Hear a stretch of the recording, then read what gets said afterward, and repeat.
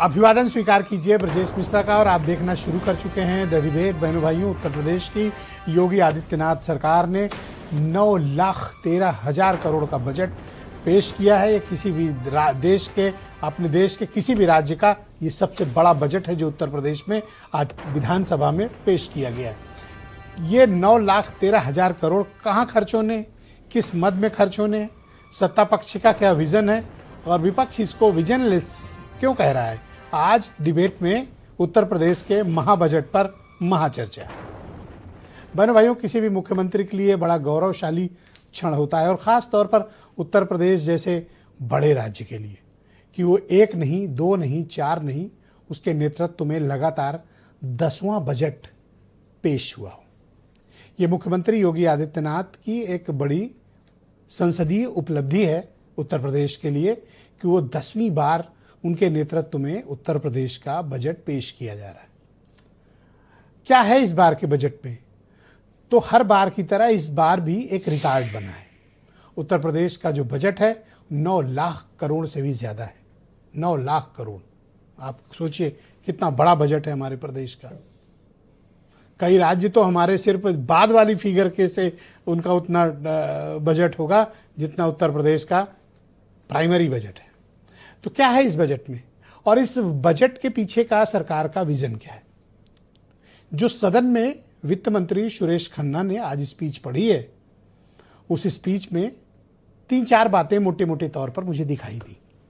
तकरीबन 1 घंटा 25 मिनट के आसपास की इस स्पीच में उन्होंने इंफ्रास्ट्रक्चर पर काफ़ी धन खर्च करने का वायदा किया है विधानसभा से और उसे एलोकेशन में भी डाला है।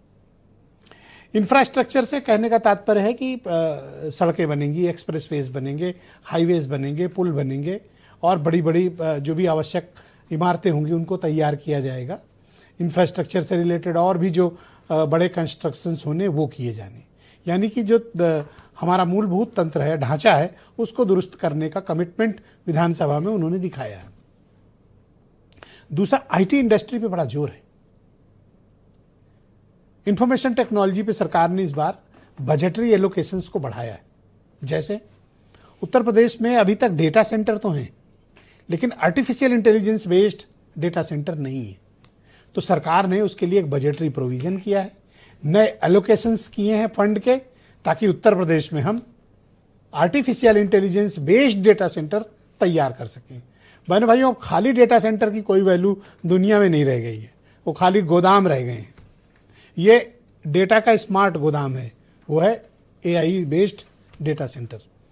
तो अब इस दिशा में सरकार ने पॉलिसी बनाई है, फंड किए हैं, उम्मीद है कि इस पे लोग आएंगे। सरकार ने स्टार्टअप के लिए भी बड़ा फंड एलोकेट किया है। अभी आगे हम आपको ग्राफिक्स के जरिए, जब तक 1 घंटे डिबेट चलेगी, हम सब बताएंगे कि किस किस मद में सरकार ने पैसे दिए।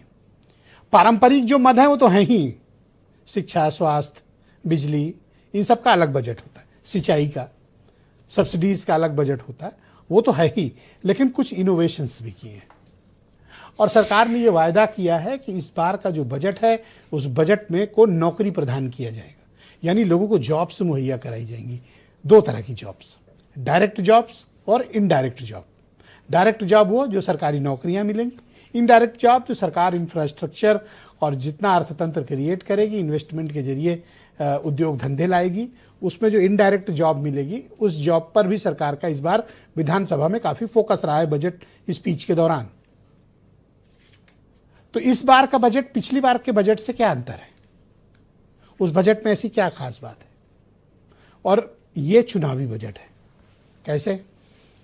अब जनवरी महीने में अगले साल जब हम लोग इस वक्त डिबेट कर रहे होंगे, चुनाव चरम पर होगा, यानी वोटिंग चल रही होगी इस टाइम। तो 1-2 चरण तो निपट चुके होंगे अब तक।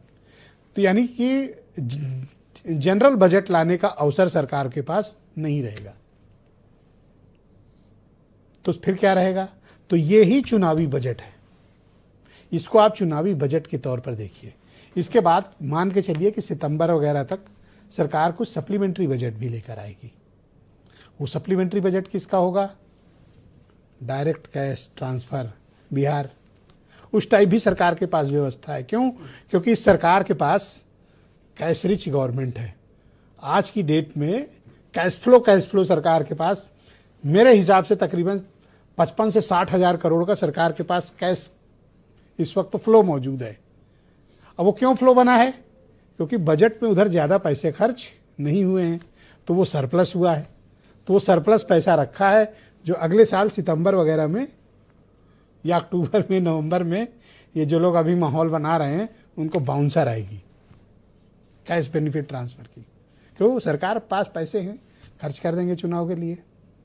तो अब मैं आपसे इस विषय पर डिबेट करूंगा कि इस बजट में क्या खास बात है। विपक्ष ने 2 चार्जेस लगाए, उनकी भी चर्चा करेंगे। विपक्ष का पहला गंभीर आरोप है कि ये सरकार बड़े बड़े फिगर लेकर आती है लेकिन पैसे खर्च ही नहीं करती है। पूरे बजट का जो पिछली बार विधानसभा से पास हुआ था महज 55% खर्च हुआ है, ऐसा आरोप विपक्ष ने लगाया है, समाजवादी पार्टी की तरफ से है और इसको ऑथेंटिकेट कर रहे हैं नेता प्रतिपक्ष। तो 45% बजट का खर्च ही नहीं हुआ और नया बजट आ गया। दूसरा, समाजवादी पार्टी के अध्यक्ष अखिलेश यादव ने बजट पेश होने के फौरन बाद एक प्रेस कॉन्फ्रेंस की और कहा कि ये इस सरकार का अब अंतिम बजट है, अगला बजट वो पेश करेंगे और ये बजट जो पेश हुआ है इसमें कोई विजन नहीं है, कोई तथ्य नहीं है, झूठ का पुलिंदा है और इसमें कोई दम नहीं है, ये विजनलेस है। तो ये सत्ता पक्ष के दावे और प्रतिपक्ष के दावों के बीच की बात है। अब आम आदमी को क्या मिला, आज की डिबेट इसी बात पर होगी। आप कुछ बयान सुने। ये वर्ष 2026-27 के लिए प्रस्तुत बजट का आकार 9,12,696.35 करोड़ रुपए है, जो वित्तीय वर्ष 2025-26 की तुलना में लगभग 12.9% अधिक है। 9 वर्ष में 3 गुना से अधिक उत्तर प्रदेश का यह बजट बढ़ा है, यानी 9,12,000 करोड़ रुपए से अधिक का अब उत्तर प्रदेश की सबसे बड़ी आबादी का यह बजट आज उत्तर प्रदेश के विधानमंडल में प्रस्तुत हुआ है। जमीन पर कुछ नहीं दिख रहा है और जमीन पर अगर दिखाई देता तो नौकरी रोजगार मिल गए होते। अब तो आखिरी बजट भी आपका चला गया आपके हाथ से। और फिर जो डील में ढील छूट दी गई है उसके बाद हमारे किसानों पे कितना बड़ा संकट आने वाला है, उसकी तैयारी क्या की उत्तर प्रदेश की सरकार ने। तो बहनों भाइयों, आज की इस परिचर्चा को आगे बढ़ाएंगे। आलोक अवस्थी उत्तर प्रदेश में भारतीय जनता पार्टी के प्रवक्ता हैं, मनीष हिंदवी उत्तर प्रदेश में कांग्रेस कमेटी के प्रवक्ता, सिद्धार्थ कलहंस बिजनेस स्टैंडर्ड के ब्यूरो चीफ और बजट के मामलों के विशेषज्ञ हैं, संजय गुप्ता उत्तर प्रदेश आदर्श व्यापार मंडल के अध्यक्ष हैं, प्रोफेसर M.K. अग्रवाल साहब भी खास तौर पर, और ये दस्तूर है कि बिना इनके डिबेट नहीं होगी बजट की, तो हमारे साथ मौजूद हैं अग्रवाल साहब भी, और समाजवादी पार्टी के प्रवक्ता हैं प्रदीप भाटी। इनको इसलिए बुलाया गया है खास तौर पर आज बजट में क्योंकि ये पेशे से चार्टर्ड अकाउंटेंट हैं। तो आप समझ गए होंगे कि आज डिबेट बहुत गंभीर होने वाली है। और वीरेंद्र जी हमारे स्टेट हेड, बहुत शुक्रिया आप सभी का इस कार्यक्रम में मेरे साथ शिरकत करने के लिए।